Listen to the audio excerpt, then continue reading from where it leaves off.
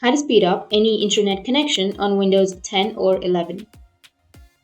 So if you want to speed up any internet connection on your Windows 10 or 11, then what you need to do is just right click on your Windows, go with Run, and under Run you need to type in ncpa.cpl, hit the enter, and here you need to simply select the Wi-Fi that you're using right now. Once you've selected, right click on it, go with Properties.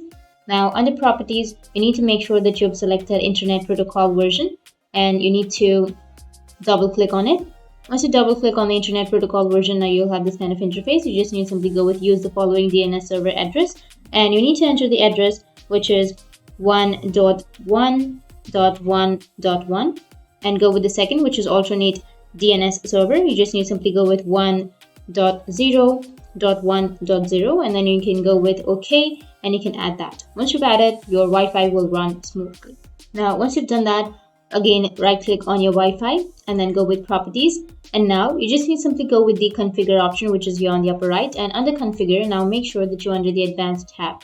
And you need to find FAT Channel Intolerant and make sure that the value is disabled. Once it's disabled, then you will have the good internet connection. Once you've done with that, you need to go with Preferred Band. And here you will have the value, which is the third option, 5 band. So you just need to simply make sure that you've chosen the third option.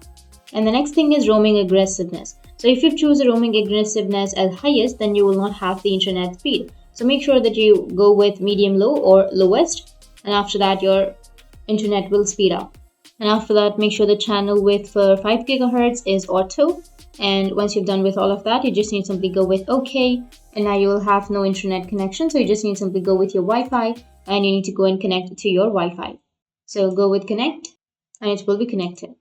So that's how you can speed up any internet connection on your Windows 10 or 11. And if you have any questions, feel free to comment below. Thanks for watching.